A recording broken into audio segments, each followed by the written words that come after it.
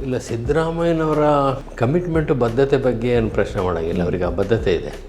ಅಭಿವೃದ್ಧಿ ವಿಚಾರದಲ್ಲೂ ಬದ್ಧತೆ ಇದೆ, ಸಾಮಾಜಿಕ ನ್ಯಾಯದ ವಿಚಾರದಲ್ಲೂ ಬದ್ಧತೆ ಇದೆ, ಸೆಕ್ಯುಲರಿಸಮ್ ವಿಚಾರದಲ್ಲೂ ಬದ್ಧತೆ ಇದೆ. ಅದು ಸ್ವಲ್ಪ ಅದೇನು ಪ್ರಶ್ನಾತೀತವಾದಂಥ ಬದ್ಧತೆ. ಅದನ್ನು ನನಗೆ ಅನಿಸಿದ್ದು ಅವ್ರಿಗೆ ಬೇಕಾಗಿರ್ತಕ್ಕಂಥ ಟೀಮ್ ಅವರೊಟ್ಟಿಗೆ ಇದೆಯಾ ಅಂತ. ಅದು ನೋಡಿ ನನ್ನ ಪ್ರಕಾರ ಇಲ್ಲ. ಆದರೆ ನಾನು ಅವ್ರಿಗೆ ಅನೇಕ ಸರ್ತಿ ಹೇಳಿದ್ದೀನಿ, ನೀವೇನಾದರೂ ಒಂದು ಹೆಸರು ಬಿಟ್ಟು ಹೋಗ್ಬೇಕು ಅಂದರೆ ಕಾರ್ಯಕ್ರಮದ ಮುಖಾಂತರನೇ ಬಿಟ್ಟು ಹೋಗ್ಬೇಕಲ್ಲದೆ ಎಷ್ಟು ವರ್ಷ ಯಾರು ಏನಾಗಿದ್ರು ಅನ್ನೋದ್ರ ಮೇಲೆ ಯಾರ್ದು ಹೆಸರು ದಾಖಲಾಗೋದಿಲ್ಲ. ನನ್ನ ಪ್ರಕಾರ ಸಿದ್ದರಾಮಯ್ಯ ಹಣದಿಂದ ಹೋದರಂತ ಅಧಿಕಾರ ರಾಜಕಾರಣದಲ್ಲಿ ಬುದ್ಧಿವಂತ ರಾಜಕಾರಣಿನೇ ಅವರು. ಅದೇನು ಸಂಪೂರ್ಣ ಸನ್ಯಾಸತ್ವದ ರಾಜಕಾರಣ ಸಿಕ್ಕಲಿ ಯಾರಿಗಾರ ಆ ಥರ ನಿಲುವಿನವ್ರು ಏನಲ್ಲ. ಅವರು ಬೇಕು ಅಂದರೆ ಅದನ್ನು ಪಡಿತಕ್ಕಂಥ ಒಂದು ಛಾತಿ ಸಿದ್ದರಾಮಯ್ಯನಿಗಿದೆ. ಅಪೋಸಿಷನ್ ಲೀಡ್ರ್ ಆಗಿರ್ಬೋದು ಅಥವಾ CM ಆಗಿರ್ಬೋದು, ಮಂತ್ರಿ ಆಗಿ ಅದು ಉದ್ದಕ್ಕೂ ಮಾಡಿದ್ದಾರೆ. ನಾನು ನೋಡಿದಂಗೆ 190% ಜಾಸ್ತಿ ಜನ ಕಾಂಪ್ರಮೈಸ್ ಆಗ್ತಾರೆ ಅಧಿಕಾರಿ. ಟೋಟಲಿ ಸಿಸ್ಟಮ್ನಲ್ಲಿ ಇರ್ತಕ್ಕಂಥದನ್ನ ಭಾಳಷ್ಟು ಕಾಂಪ್ರಮೈಸ್ ಆಗೋಗಿದ್ದಾವೆ ಅಂತ ಕಾಣುತ್ತೆ ಸರ್. ನಾವು ನಿರೀಕ್ಷೆ ಮಾಡಿದಂಥ ರೀತಿಯಲ್ಲಿ. ಹಾಗಾಗಿ ಏನಾಗಿದೆ, ರಾಜಕಾರಣ ನಡೆಯೋದೇ ಈ ರೀತಿ, ಬ್ಯೂರೋಕ್ರಸಿ ನಡೆಯೋದೇ ಈ ರೀತಿ, ಆಮೇಲೆ ಬದುಕಿರೋದೇ ಈ ರೀತಿ ಅಂತ ಎಲ್ಲರೂ ಅಡ್ಜಸ್ಟ್ಮೆಂಟಿಗೆ ಶುರು ಮಾಡಿಬಿಟ್ಟು.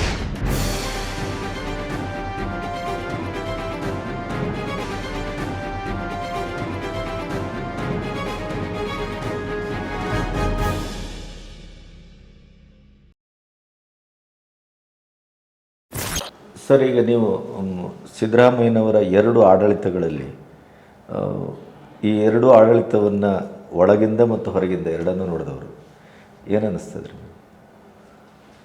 ಇಲ್ಲ, ಸಿದ್ದರಾಮಯ್ಯನವರ ಕಮಿಟ್ಮೆಂಟು ಬದ್ಧತೆ ಬಗ್ಗೆ ಏನು ಪ್ರಶ್ನೆ ಮಾಡೋಂಗಿಲ್ಲ. ಅವರಿಗೆ ಆ ಬದ್ಧತೆ ಇದೆ. ಅಭಿವೃದ್ಧಿ ವಿಚಾರದಲ್ಲೂ ಬದ್ಧತೆ ಇದೆ, ಸಾಮಾಜಿಕ ನ್ಯಾಯದ ವಿಚಾರದಲ್ಲೂ ಬದ್ಧತೆ ಇದೆ, ಸೆಕ್ಯುಲರಿಸಮ್ ವಿಚಾರದಲ್ಲೂ ಬದ್ಧತೆ ಇದೆ. ಅದು ಸ್ವಲ್ಪ ಅದೇನು ಪ್ರಶ್ನಾತೀತವಾದಂಥ ಬದ್ಧತೆ. ಅದನ್ನು ನನಗೆ ಅನಿಸಿದ್ದು ಅವ್ರಿಗೆ ಬೇಕಾಗಿರ್ತಕ್ಕಂಥ ಟೀಮ್ ಅವರೊಟ್ಟಿಗೆ ಇದೆಯಾ ಅಂತ. ಅದು ನೋಡಿ ನನ್ನ ಪ್ರಕಾರ ಇಲ್ಲ. ಅವರ ಮನಸ್ಥಿತಿನ ಅರ್ಥ ಮಾಡಿಕೊಂಡು ಅಗ್ರೆಸಿವ್ ಹೋಗಿ ಕೆಲಸ ಮಾಡೋಂಥ ಒಂದು ಟೀಮ್ ಅವ್ರಿಗೆ ಸಿಕ್ಕಿಲ್ಲ. ಬಟ್ ಎಲೆಕ್ಟ್ರಲ್ ಪಾಲಿಟಿಕ್ಸಲ್ಲಿ ಅದು ನಾವು ಬಯಸಿದಾಗ ಸಿಗೋದು ಇಲ್ವೇನೋ ಅಂಥೇಳಿ ಅನ್ನಿಸ್ತದೆ. ಬಟ್ ಅದನ್ನು ಕಂಪೆನ್ಸೇಟ್ ಮಾಡ್ಕೊಳ್ಬೋದಿತ್ತು ಅವರು ಕೌನ್ಸಿಲ್ ಮುಖಾಂತರ ಅಥವಾ ಬೇರೆ ರೀತಿಯಲ್ಲಿ ಕಂಪೆನ್ಸೇಟ್ ಮಾಡ್ಕೊಳ್ಬೋದಾಗಿತ್ತು. ಅದು ಒಂದನೇದು. ಎರಡನೇದು, ಒಂದು ಚುನಾಯಿತ ಪ್ರತಿನಿಧಿಗಳಲ್ಲಿ ಆಗಿರುವಂಥ ವ್ಯತ್ಯಾಸ, ಅವರ ತಿಳುವಳಿಕೆ, ಅನುಭವ, ಸಾಮರ್ಥ್ಯ ವಿಚಾರದ ಭಾಳ ದೊಡ್ಡ ವ್ಯತ್ಯಾಸ ಆಗಿದೆ ಅವತ್ತಿಗೂ ಇವತ್ತಿಗೂ. ನೀವು ದೇವರಾಜ ಅರಸರ ಕ್ಯಾಬಿನೆಟನ್ನು ಒಂದು ಯೋಚನೆ ಮಾಡಿದರೆ, ಆಮೇಲೆ SM ಕೃಷ್ಣ ಅವ್ರ ಕ್ಯಾಬಿನೆಟನ್ನು ಯೋಚನೆ ಮಾಡಿದರೆ, ಇದೆಲ್ಲ ನೋಡಿದರೆ ಆ ದಿಗ್ಗಜರ ಮಧ್ಯೆ, ಆಮೇಲೆ ದೇವೇಗೌಡರು ರಾಮಕೃಷ್ಣ ಹೆಗಡೆ ಕ್ಯಾಬಿನೆಟ್ಟು, ಈ ಒಂದು ದೇವೇಗೌಡರ ಕ್ಯಾಬಿನೆಟ್ಟು, ಇದನ್ನೆಲ್ಲ ನೋಡಿದಾಗ ಅದರಲ್ಲಿ ಇದ್ದು ನಾವು ನೋಡಿದ್ದು, ಅಲ್ಲಿ ನಮಗೆ ಅವರೊಟ್ಟಿಗೆ ಕೂತ್ಕೊಳ್ಬೇಕು ಅಂದರೆ ಕ್ಯಾಬಿನೆಟಲ್ಲಿದ್ದಾಗ ಭಯ ಬರೋದು. ಅಷ್ಟು ಏನಾಗ್ತದೆ ಏನಾಗ್ತದೆ. ಹೌದು, ಇವನ್ನ ವಿರೋಧ ಪಕ್ಷದವರು ನಾಣಯ್ಯನವರೆಲ್ಲರೂ ಅನುಪಸ್ಥಿತಿಯಲ್ಲಿ ಇದ್ರೆ ಅವ್ರು ಬಂದ್ಬಿಡ್ತಾರೆ, ಬೇಗ ಮುಗಿಸ್ಬಿಡಿದ್ರು. ಆ ಥರ ಇತ್ತು. ಆದರೆ ಅವ್ರು ಬಂದರೆ ಆರ್ಗ್ಯುಮೆಂಟ್ ಮಾಡ್ಲಿಕ್ಕೆ ಆಗೋದಿಲ್ಲ. ಆಗ ಅದು ಒಂದು ಆ ಕ್ವಾಲಿಟಿ ಇತ್ತು. ಆ ಕ್ವಾಲಿಟಿ ಈಗಿಲ್ಲ. ಅದು ನಾವು ಅದರಲ್ಲಿ ಸಿದ್ದರಾಮಯ್ಯನ ಬ್ಲೇಮ್ ಮಾಡಬೇಕು ಅಥವಾ ಇಂಡಿವಿಜುವಲಿ ಯಾರನ್ನ ಬ್ಲೇಮ್ ಮಾಡಬೇಕು ಇಲ್ಲ. ಎಲ್ಲ ಕಡೆ ದೇಶದಲ್ಲೂ ಅದೇ ಥರ, ರಾಜ್ಯದಲ್ಲೂ ಅದೇ ಥರ, ಎಲ್ಲ ಕಡೆ ಆ ಥರ ಆಗಿದೆ. ಹಾಗಾಗಿ ಅದೊಂದು, ಹಾಗಾಗಿ ಅದರ ಒಂದು ಇತಿಮಿತಿ ಒಂದನೇದು ಸಿದ್ದರಾಮಯ್ಯನಿಗಿರೋದು. ಎರಡನೇದು ಇತಿಮಿತಿ ಅಂತೇಳಂದರೆ ಸಂಪನ್ಮೂಲದ ಇತಿಮಿತಿಯೂ ಒಂದು ಇದೆ. ಆಮೇಲೆ ಮೂರನೇ ಇತಿಮಿತಿ ಅವ್ರಿಗಿರೋದು ಅಂತೇಳಂದರೆ, ಅವರು ಇವತ್ತಿಗೂ ಕೂಡ ಸಂಪೂರ್ಣವಾಗಿ ತಾನೇ ನಿರ್ಧಾರ ತೆಗೆದುಕೊಳ್ಳುವಂಥ ಒಂದು ಸ್ಥಿತಿನಲ್ಲಿಲ್ಲ. ಅದಕ್ಕೆ ಅವರಿರೋ ಪಾರ್ಟಿನೂ ಕಾರಣ ಇರ್ಬೋದು, ಸಮಯ ಸಂದರ್ಭಗಳು ಕಾರಣ ಇರ್ಬೋದು, ಅಥವಾ ವಿಪರೀತವಾಗಿರ್ತಕ್ಕಂಥ ಹಣಬಲ, ಜಾತಿ ಬಲ ಇರೋಂಥ ಸಮುದಾಯಗಳೇನಿದ್ದಾವೆ ಅದರ ಒತ್ತಡಗಳು ಇರ್ಬೋದು. ಹಾಗಾಗಿ ಫ್ರೀಯಾಗಿ ಕೆಲಸ ಮಾಡೋಂಥ ಒಂದು ಸ್ಥಿತಿ ಇಲ್ಲ. ಆ ಸಂದರ್ಭದಲ್ಲಿ ಒಂದೋ ಹೊಂದಾಣಿಕೆ ಮಾಡ್ಕೊಂಡು ಮಾಡಬೇಕು, ಇಲ್ಲ ಅಂದರೆ ದೇವರಾಜ ಅರಸು ಥರ ಅಗ್ರೆಸಿವ್ ಆಗೋದು. ಲ್ಯಾಂಡ್ ರಿಫಾರ್ಮ್ಸ್ ಇರ್ಬೋದು, ಮತ್ತೊಂದು ಇರ್ಬೋದು, ಈ ಥರದ್ದು ಎಲ್ಲ ಕೂಡ. ಆಮೇಲೆ ಅವಕಾಶ ವಂಚಿತರಿಗೆ ಅವಕಾಶ ಕೊಡುತ್ತೆ. ಇದೆಲ್ಲವೂ ಕೂಡ ದೇವರಾಜ ಅರಸರು ಧೈರ್ಯವಾಗಿ ನಿರ್ಧಾರ ತಗೊಂಡು ಒಂದು ಸ್ಥಿರಸ್ಥಾಯಿಗೆ ಹೆಸರು ಮಾಡಿದರು. ಇಲ್ಲಿ ಇವರು ಒಂಥರದಲ್ಲಿ ರಾಜಿನಲ್ಲೇ ಹೋಗ್ತಾ ಇದ್ದಾರೆ ಉದ್ದಕ್ಕೂ. ಮೊದಲನೇ ಅವಧಿನಲ್ಲಿ ಒಂದು ಸ್ವಲ್ಪ ಕೆಲವು ಅಗ್ರೆಸಿವ್ ಆಗಿ ಮಾಡಿದರು. ಎರಡನೇ ಅವಧಿ ಬಂದಂಥ ಸಂದರ್ಭದಲ್ಲಿ ಒಂದು ಅವ್ರಿಗೆ ಇತಿಮಿತಿಗಳು ಇನ್ನೂ ಏನೇನಿದಾವೋ ಗೊತ್ತಿಲ್ಲ. ಬಟ್ ಆದರೆ ಆ ಒಂದು ಅಗ್ರೆಷನ್ ಈ ಸರ್ತಿ ಕಾಣ್ತಾ ಇಲ್ಲ. ಆದರೆ ನಾನು ಅವ್ರಿಗೆ ಅನೇಕ ಸರ್ತಿ ಹೇಳಿದ್ದೀನಿ, ನೀವೇನಾದರೂ ಒಂದು ಹೆಸರು ಬಿಟ್ಟು ಹೋಗ್ಬೇಕು ಅಂದರೆ ಕಾರ್ಯಕ್ರಮದ ಮುಖಾಂತರನೇ ಬಿಟ್ಟು ಹೋಗ್ಬೇಕಲ್ಲದೆ ಎಷ್ಟು ವರ್ಷ ಯಾರು ಏನಾಗಿದ್ರು ಅನ್ನೋದ್ರ ಮೇಲೆ ಯಾರ್ದು ಹೆಸರು ದಾಖಲಾಗೋದಿಲ್ಲ ಇಲ್ಲಿ. ಈಗಿನ ಪರಿಸ್ಥಿತಿ ಕಡಿದಾಳ್ ಮಂಜಪ್ಪ 6 ತಿಂಗಳಿದ್ರು. ಹೌದು. ಆದರೆ ಕಡಿದಾಳ್ ಮಂಜಪ್ಪ ಇವತ್ತಿಗೂ ಕೂಡ ಕಡಿದಾಳ್ ಮಂಜಪ್ಪನವ್ರನ್ನ ಹೆಸರನ್ನ ಹೇಳ್ತಾರೆ. ನಜೀರ್ ಸಾಹೇಬನನ್ನ ಮರೆಯುವುದು. ಆಮೇಲೆ ಶಾಂತವೇರಿ ಗೋಪಾಲಗೌಡರು ಮಂತ್ರಿನೇ ಆಗಲಿಲ್ಲ, ಏನೂ ಆಗಲಿಲ್ಲ, 49 ವರ್ಷಕ್ಕೆ ತೀರೋದು. ಆದ್ರೆ ಇವತ್ತಿಗೆ ನಾವು ಯಾವತ್ತೂ ಕೂಡ ಯಾವುದೇ ರಾಜಕೀಯ ವಿಶ್ಲೇಷಣೆ ಮಾಡಿದರೆ ಶಾಂತವೇರಿ ಗೋಪಾಲ ಸ್ಥಾಯಿ ಬಾಬಾ ಅಲ್ಲ, ಶಾಂತವೇರಿ ಗೋಪಾಲಗೌಡರನ್ನ ಬಿಟ್ಟು ಚರ್ಚೆ ಇಲ್ಲವೇ ಇಲ್ಲ ಕರ್ನಾಟಕದ ರಾಜಕಾರಣ ಆ ಥರದ್ದು. ಹಾಗಾಗಿ ಇಂಥವು ಕೆಲವೆಲ್ಲ ಇದ್ದಾವೆ. ನಜೀರ್ ಸಾಬು ಕೂಡ, ಅಬ್ದುಲ್ ನಜೀರ್ ಸಾಬು ಒಂದೇ ಕೊಳವೆ ಬಾವಿ, ಒಂದೇ ಕಾರಣಕ್ಕೋಸ್ಕರ ಇದಕ್ಕೋಸ್ಕರ. ರಾಮಕೃಷ್ಣ ಹೆಗಡೆ ಅವರು ಪರ ವಿರುದ್ಧ ಏನು ಬೇಕಾದ್ರೂ ಇರ್ಬೋದು, ಅವ್ರ ಅಧಿಕಾರ ವಿಕೇಂದ್ರೀಕರಣದ ಬದ್ಧತೆ, ಮಂಡಲ್ ಪಂಚಾಯತು, ಜಿಲ್ಲಾ ಪರಿಷತ್ ವ್ಯವಸ್ಥೆ ಇವತ್ತು ಅದೇ ಬೆಸ್ಟು ಅಂತೇಳಿ ಜನ ಹೇಳ್ತಾರೆ. ಹೀಗೆ ಮನಮೋಹನ್ ಸಿಂಗು ಇಷ್ಟಪಡೋರು ಇಷ್ಟಪಡದಿರೋರು ಬೇರೆ, ಆದರೆ ಅದು ಅವರ 3 ಎಕನಾಮಿಕ್ ಪಾಲಿಸಿ ಕಾರಣದಿಂದಾಗಿ ಈಗ ಅವರು ಸತ್ತ ಮೇಲೆ ಅವರಿಗೇನು ನ್ಯಾಯ ಸಿಗ್ತಾ ಇದೆ ಮಾಧ್ಯಮದ ಮುಖಾಂತರ ಈ ಥರ. ಹಾಗೆ ನಾನು ಅವ್ರಿಗೆ ಹೇಳಿದೆ, ಇಂಥ ನೀವು ಚಾಪು ಹೌದು ಅನ್ನಭಾಗ್ಯ ಇವು ಕೆಲವೆಲ್ಲ ಇದ್ದಾವೆ, ಆದರೆ ಅದಕ್ಕಿಂತ ಬೆಟರ್ ಪ್ರೋಗ್ರಾಮ್ ಇನ್ನೊಬ್ಬ ಏನಾದ್ರು ಕೊಟ್ಟರೆ ಅದು ಮರ್ತು ಹೋಗ್ತದೆ.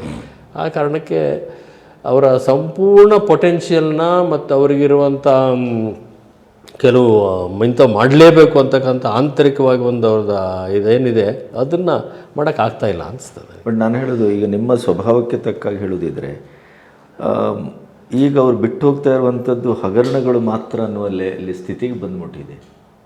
ಈಗ ಒಂದು ಅಹಿಂದಿನ ನಾಯಕ, ಸಾಮಾಜಿಕ ನ್ಯಾಯವನ್ನು ಅಪೇಕ್ಷಿಸುವ ಒಬ್ಬ ನಾಯಕ, ಒಂದು ರೀತಿಯಲ್ಲಿ ನಾವು ಕಂಡ ಜನತಾದಳದ, ಜನತಾ ಪರಿವಾರದ ಅಥವಾ ಅವರ ಒಟ್ಟು ರಾಜಕೀಯದ ಪ್ರಯಾಣವನ್ನು ನಾವು ಗಮನಿಸಿದಾಗೆ ಸಿದ್ದರಾಮಯ್ಯನವರ ಈ ಒಂದು ಏನು ಸಂಧಿಯ ರಾಜಕಾರಣ ಅದಕ್ಕೆ ಒಗ್ಗುತ್ತಾ ಇಲ್ಲ ಅಂತ ಅನ್ನಿಸ್ತಾ ಇದೆ.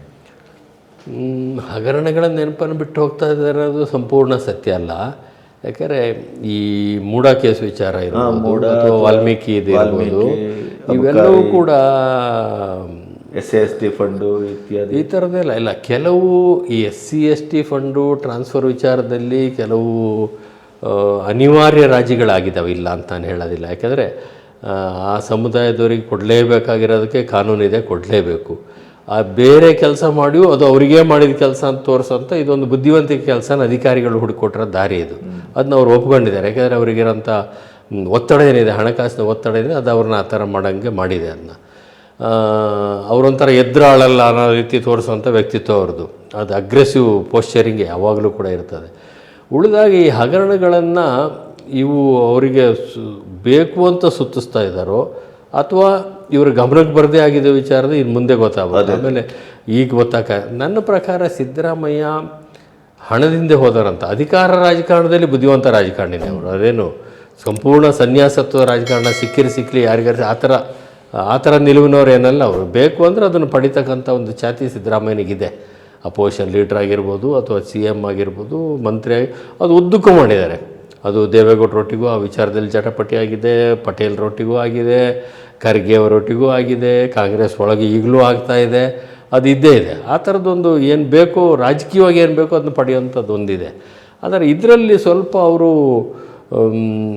ಈಗಿನ ನಿರ್ಧಾರಗಳು ಆಗುವಂಥ ಸಂದರ್ಭದಲ್ಲಿ ಒಂದೋ ನನಗೆ ಸಂಬಂಧ ಇಲ್ಲ ಅಂತ ಸುಮ್ಮನಾದರು, ಅಥವಾ ಅದನ್ನು ತಪ್ಪಿಸೋಕ್ಕೆ ಸಾಧ್ಯ ಇದ್ದರೂ ಕೂಡ ಸರಿಯಾಗಿರ್ತಕ್ಕಂಥ ನಿರ್ಧಾರ ತಗೊಳ್ಳೋಕ್ಕೆ ಅವ್ರಿಗೆ ಆಗಲಿಲ್ಲ ಅನ್ನೋದು ಅದು ದೊಡ್ಡ ಕುತೂಹಲದಂಥ ಪ್ರಶ್ನೆ. ಯಾಕಂದರೆ ಸಿದ್ದರಾಮಯ್ಯ ನಾನು ಅವರ ಒಂದು ಪರಿಚಯ ರೈತ ಚಳುವಳಿಯ ಕಾಲದಿಂದ 83-80ರ ದಶಕದಿಂದ. ಅದಕ್ಕಿಂತ ಮುಂಚೆ JP ಚಳುವಳಿಲಿ ಅಷ್ಟು ಅವರು ಇಲ್ಲಿರಲಿಲ್ಲ, ಮೈಸೂರಲ್ಲಿದ್ದರು. ಹಾಗೆ ನಾವು ಇಲ್ಲಿ ಕೇಂದ್ರ ಇತ್ತು, ಅಷ್ಟಿಲ್ಲ. ಆಮೇಲೆ ಅದಾದ ನಂತರ ಜನತಾ ಪರಿವಾರದಿಂದ ಉದ್ದಕ್ಕೂ ಕೂಡ ಅನೇಕ ಸರ್ತಿ ಒಟ್ಟೊಟ್ಟಿಗೂ ಕೆಲಸ ಮಾಡಿದ್ದೀವಿ. ಪಟೇಲ್ರಿಗೂ ಗೌಟ್ರಿಗೂ ಜಗಳ ಬಿದ್ದಾಗ ನಾವು ಒಂದು ಕಡೆ ಅವರೊಂದು ಕಡೆನೂ ಆಗಿದ್ದೀವಿ, ಎಲ್ಲವೂ ಆಗಿದ್ದಾರೆ. ನಾನು ಜನತಾದಳದ ಅಧ್ಯಕ್ಷ ಆದ ನಂತರ ಆದಮೇಲೆ ನನ್ನನ್ನು ಮಧ್ಯದಲ್ಲೇ ಬಿಡಿಸಿ ಸಿದ್ದರಾಮಯ್ಯ ಆದರು, ಇವೆಲ್ಲ ಆಗಿದೆ. ಆದರೂ ಕೂಡ ಸ್ನೇಹಕ್ಕೆ ಯಾವತ್ತೂ ಭಂಗ ಬಂದಿಲ್ಲ. ವಿಶ್ವಾಸ ಸ್ನೇಹಕ್ಕೆ ಇವತ್ತು ಕೂಡ ಭಾಳ ವಿಶ್ವಾಸ ಸ್ನೇಹದಿಂದೇ ಮಾತಾಡ್ತಾರೆ. ಕೆಲವು ಅಸರ್ಟಿವ್ ಸಿದ್ದರಾಮಯ್ಯ ಅಲ್ಲ ಅನ್ನೋದು ಒಂದು ಸಾರ್ವಜನಿಕವಾದ ಅಭಿಪ್ರಾಯ. ಅದು ನಂದು ಕೂಡ ನಾನು ಹೇಳಿದ್ದೀನಿ ಅವರಿಗೆ. ಅವರು ಕೆಲವು ಸರ್ತಿ ಖಾಸಗಿಯಾಗಿ ಹೇಳಿದ್ದಾರೆ, ಅದನ್ನು ಸಾರ್ವಜನಿಕವಾಗಿ ಹೇಳೋಕ್ಕೆ ಬರೋದಿಲ್ಲ. ಅವರಿಗಿರೋಂಥ ಒತ್ತಡಗಳು ಏನೇನು ಅವ್ರಿಗೆ ಒತ್ತಡಗಳಿದ್ದಾವೆ, ಯಾಕೆ ಕೆಲವೆಲ್ಲ ಗಟ್ಟಿ ನಿರ್ಧಾರ ಮಾಡೋಕ್ಕಾಗ್ತಾ ಇಲ್ಲ ಅನ್ನೋದನ್ನ ಖಾಸಗಿಯಾಗಿ ಹಂಚ್ಕೊಂಡಿದ್ದಾರೆ ನಮ್ಮ ಹತ್ರ. ಈ ಥರ ಇತಿಮಿತಿಗಳಿದ್ದಾವೆ ನನಗೆ ಕೆಲವು, ಅಂದರೆ ಅದರಲ್ಲಿ ಬಹುತೇಕ ಶಾಸಕರುಗಳ ಒತ್ತಡ ಏನೇನಿದೆ, ಇವತ್ತಿನ ಚುನಾವಣಾ ರಾಜಕಾರಣದ ಒತ್ತಡಗಳೇನಿದ್ದಾವೆ, ಎಲ್ಲರನ್ನೂ ಸಮಾಧಾನ ಪಡಿಸ್ಬೇಕಾಗಿರತಕ್ಕಂಥ ಅನಿವಾರ್ಯತೆಗಳೇನಿದ್ದಾವೆ, ಇದನ್ನೆಲ್ಲ ಹೇಳಿದ್ದಾರೆ ಅವರು ಖಾಸಗಿಯಾಗಿ. ಆದರೆ ಅವರು ಸಾರ್ವಜನಿಕವಾಗಿ ಹೇಳೋಕ್ಕಾಗೋದಿಲ್ಲ, ನಾನು ಅದನ್ನು ಸಾರ್ವಜನಿಕವಾಗಿ ಹೇಳೋಕ್ಕಾಗೋದಿಲ್ಲ. ಹಾಗಾಗಿ ಮೊದಲಿನ ಸಿದ್ದರಾಮಯ್ಯ ಅಲ್ಲ ಅನ್ನೋದೊಂದು ಸಾಮಾನ್ಯ ಮಾತಾಗಿ ಹೋಗ್ಬಿಟ್ಟಿದೆ. ಆದರೆ ಬಹುತೇಕ ನನಗನ್ನಿಸೋದು ಈ ಒಂದು 2-3 ಈ ವಾಲ್ಮೀಕಿ ಹಗರಣ ಏನಾಗಿದೆ ಅದು ಬಹುತೇಕ ಸಿದ್ದರಾಮಯ್ಯನ ಗಮನಕ್ಕೆ ಬಂದಾಗಿರುವಂಥದ್ದಲ್ಲ. ಆದರೆ ಯಾರ್ದೂ ಪಾತ್ರನೇ ಇಲ್ವಾ ಮಂತ್ರಿಗಳದು ಅಧಿಕಾರಿಗಳದು ಅಂದರೆ ಇರ್ಬೋದು, ಇಲ್ದಿರೋದು ಆಗಕ್ಕೆ ಸಾಧ್ಯ ಇಲ್ಲ, ಅಥವಾ ಗಮನಕ್ಕೆ ಬಂದಿರ್ಬೋದು. ಆಮೇಲೆ ಹಿಂದೆಲ್ಲ ಯಾವ ಥರ ಇತ್ತು ಅಂತ ಹೇಳಿದ್ರೆ ಸಂಪನ್ಮೂಲ ಕ್ರೋಢೀಕರಿಸೋದು ಚುನಾವಣೆಗಳಿಗೆ ಯಾವ ರೀತಿ ಕ್ರೋಢೀಕರಿಸ್ತಾರೆ ಅನ್ನೋದೇ ಗೊತ್ತಾಗ್ತಾ ಇರಲಿಲ್ಲ. ಖರ್ಚಾಗ್ತಾ ಇರಲಿಲ್ಲ ಅಂತಿಲ್ಲ, ಖರ್ಚಿತ್ತು, ಭಾಳ ಕೆಲವರಿಗೆ ಆ ಜವಾಬ್ದಾರಿ ಇತ್ತು, ಅವರೇ ಅದನ್ನು ನಿರ್ವಹಿಸ್ತಾ ಇದ್ದರು ಮತ್ತು ಅದು ಅಕೌಂಟಬಿಲಿಟಿ ಇತ್ತು. ಆಮೇಲೆ ಚುನಾವಣೆ ಮುಗಿದ ನಂತರ ಉಳಿದಿರ್ತಕ್ಕಂಥ ಹಣ ವಾಪಸ್ ಕೊಡೋಂಥದ್ದನ್ನು ನಾನು ನೋಡಿದ್ದೀನಿ. ಕೃಷ್ಣಯ್ಯರು ಒಂದು ಸರ್ತಿ ಟ್ರೆಜರರ್ ಆಗಿದ್ದರು, ರಾಮಕೃಷ್ಣ ಹೆಗಡೆ ಮುಖ್ಯಮಂತ್ರಿ ಆಗಿದ್ದರು, ಯಾವುದೋ ಚುನಾವಣೆ ಖರ್ಚಾದ ಹಣನ ಎಷ್ಟೋ 1 ಲಕ್ಷ ಚಿಲ್ಲರೆ ಎಷ್ಟೋ ಇಷ್ಟಾಗಿ ಖರ್ಚು ಇಷ್ಟು ಉಳಿದಿದೆ ತಗೊಳ್ಳಿ ಅಂಥೇಳಿ ಕೊಟ್ಟಿರೋದು ನಾನು ನೋಡಿದ್ದೀನಿ, ಅಂಥವ್ರನ್ನೂ ನೋಡಿದ್ದೀನಿ. ಆಮೇಲೆ ಲೆಕ್ಕನೇ ಕೊಡದಿದ್ದಂಥ ಟ್ರೆಜರರ್ಗಳನ್ನೂ ನೋಡಿದ್ದೀವಿ ಈಗಿನ ಕಾಲದಲ್ಲಿ, ಅದು ಇದೆ. ಹಾಗೆ ಈಗೇನಾಗಿದೆ ಅಂತೇಳಿ ಅಂದರೆ, ಒಂದು ನನ್ನ ಪ್ರಕಾರ, ನನ್ನ ವೈಯಕ್ತಿಕ ಅಭಿಪ್ರಾಯದಲ್ಲಿ ಸಂಪನ್ಮೂಲ ಕ್ರೋಢೀಕರಣ ಆಗಲೇಬೇಕು. ಅದು ಹೇಳಿ ಆಗೋಂಥದ್ದಲ್ಲ, ಅದು ಗೌಪ್ಯವಾಗಿ ಆಗೋಂಥದ್ದು ಆಗ್ತದೆ. ಆದರೆ ಅದನ್ನು ಮಾಡೋಂಥ ಜವಾಬ್ದಾರಿ ಯಾರೋ ಒಬ್ಬರಿಬ್ಬರಿಗೆ ಇರಬೇಕು. ಅದು ಮುಖ್ಯಮಂತ್ರಿ ಇರ್ಬೋದು, ಪಕ್ಷದ ಅಧ್ಯಕ್ಷ ಇರ್ಬೋದು. ಈಗ ಆಗಿರ್ತಕ್ಕಂಥ ಬದಲಾವಣೆಗಳೇನು ಅಂತೇಳಂದರೆ, ಒಂದೊಂದು ನಿರ್ದಿಷ್ಟ ಜವಾಬ್ದಾರಿ ಅವರವರಿಗೆ ಕೊಟ್ಟುಬಿಡೋದು. ನೋಡಪ್ಪ, ನೀನು ಅದು ನೋಡ್ಕೊ, ನೀನು ಇದು ನೋಡ್ಕೊ, ನೀನು ಆ ಎಲೆಕ್ಷನ್ ನೋಡ್ಕೊ, ನೀನು ಆ ಜಿಲ್ಲೆ ನೋಡ್ಕೊ, ಈ ತಾಲೂಕು ನೋಡ್ಕೊ, ಈ ಥರ ಕೊಟ್ಟರೆ ಅದರಿಂದ ಏನಾಗಿದೆ ಅಂತೇಳಿ ಅಂದರೆ ಇದಕ್ಕೆ ಒಂದು ನಿಯಂತ್ರಣ ಇಲ್ಲದೇ ಇರೋಂಥ ಒಂದು ಸ್ಥಿತಿ ಬಂದಿದೆ. ಇದು ಎಲ್ಲ ಪಾರ್ಟಿನಲ್ಲೂ, ನಮ್ಮ ಪಾರ್ಟಿಯನ್ನು ಮಾತ್ರ ಹೇಳ್ತಾ ಇಲ್ಲ, ನಮ್ಮ ಪಾರ್ಟಿನೂ ಇದಕ್ಕೆ ಅಪವಾದ ಏನಲ್ಲ. BJP-ಯವರು ಅದೇ ಮಾಡ್ತಾರೆ, ದಳದವರು ಅದೇ ಮಾಡ್ತಾರೆ, ಕಾಂಗ್ರೆಸ್ಸವರು ಅದೇ ಮಾಡ್ತಾರೆ. ಇದರ ಪರಿಣಾಮ ಏನಾಗಿದೆ ಅಂತೇಳಂದರೆ, ಅದೊಂದು ಅನ್ಹೋಲಿ ನೆಕ್ಸಸ್ಸು ಅಧಿಕಾರಿಗಳು ಮತ್ತು ರಾಜಕಾರಣಿಗಳ ಮಧ್ಯೆ, ಕಾಂಟ್ರಾಕ್ಟರ್ ಮಧ್ಯೆ ಆಗಿಬಿಟ್ಟಿದೆ.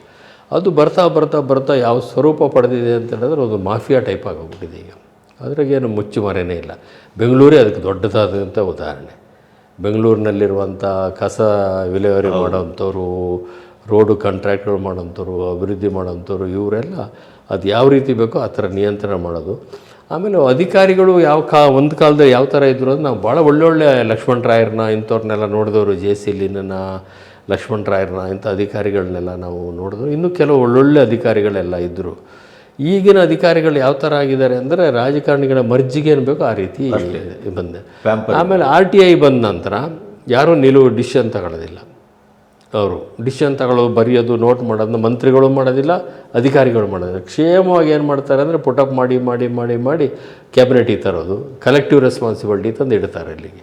ಆಗ ಯಾರನ್ನೇ ನಿರ್ದಿಷ್ಟ ಒಬ್ಬನ್ನ ದೂರಕ್ಕಾಗೋದಿಲ್ಲ ಅನ್ನೋ ಕಾರಣಕ್ಕೆ ಇಬ್ಬರು ಬುದ್ಧಿವಂತರಾಗಿದ್ದಾರೆ. ಆಮೇಲೆ ಕ್ವಾಲಿಟಿ ಆಫ್ ಪೊಲಿಟಿಷಿಯನ್ಸ್ ಏನು ಥರ ಆಗಿದೆ ಅಂತೇಳಿ ನಾವು ಮಾತಾಡ್ತಾ ಇದ್ವಿ, ಭಾಳ ಕೆಳಗೆ ಹೋಗಿದೆ ಅಂತ. ಕ್ವಾಲಿಟಿ ಆಫ್ ಬ್ಯೂರೋಕ್ರಾಟ್ಸು ಅದೇ ಥರ ಆಗಿ ಹೋಗ್ಬಿಟ್ಟಿದೆ. ಆ ಥರದ್ದು ಏನಿಲ್ಲ. ಅವರಿಗಿದ್ದಂಥ ಒಂದು ವರ್ಚಸ್ಸಾಗಲಿ, ಅವರಿಗಿದ್ದಂಥ ಒಂದು ಜ್ಞಾನ ಆಗಲಿ, ಅವರಿಗಿದ್ದಂಥ ನಿಲುವುಗಳನ್ನ ನಾನು ನೋಡಿದಂಗೆ 190% ಜಾಸ್ತಿ ಜನ ಕಾಂಪ್ರಮೈಸ್ ಆಗ್ತಾರೆ ಅಧಿಕಾರಿಗಳು ಇದರಲ್ಲಿ.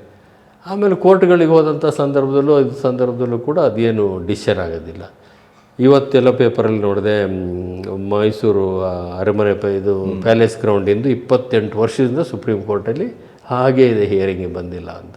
ಅದು ನಾಣಯ್ಯ ಲಾ ಮಿನಿಸ್ಟರ್ ಇದ್ದಾಗ, ದೇವೇಗೌಡರು ಚೀಫ್ ಮಿನಿಸ್ಟರ್ ಇದ್ದಾಗ ಅಕ್ವಿಷನ್ ಆಗಿದ್ದದು ಸರ್ಕಾರದ ಪರವಾಗಿ.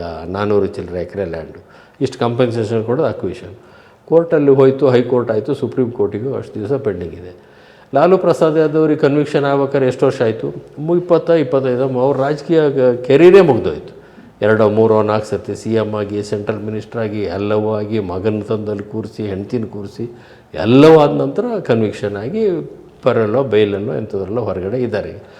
ಈ ಒಂದು ವ್ಯವಸ್ಥೆ ಇದೆಯಲ್ಲ, ಇದರದೊಂದು ಲಾಭ ಬಹುತೇಕ ರಾಜಕಾರಣಿಗಳು, ಅಧಿಕಾರಿಗಳು ಪಡಿತಾರೆ. ಅಂದರೆ ಇಡೀ ವ್ಯವಸ್ಥೆ ಏನಿದೆ, ಈ ಮಾಧ್ಯಮಗಳಲ್ಲೂ ಕೂಡ ಬರ್ತಾ ಇದ್ದಂಥ ತನಿಖಾ ವರದಿಗಳು ಹಿಂದೆಲ್ಲ ಏನಿದ್ವು, ಅದರ ಬಹುತೇಕ ಒಂದು 10% ಕೂಡ ಇವತ್ತು ಎಲ್ಲೂ ಕೂಡ ಬರ್ತಾ ಇಲ್ಲ. ಅದಕ್ಕೆ ಮೊದಲೆಲ್ಲ ನಿರ್ದಿಷ್ಟ ಕೆಲವು ಪೇಪರ್ಗಳು ಈ ಪೇಪರಲ್ಲಿ ಬಂದುಬಿಟ್ರೆ ಕಷ್ಟ, ಜನ ನಂಬಿಡ್ತಾರೆ ಅಂತಕ್ಕಂಥದ್ದಿತ್ತು.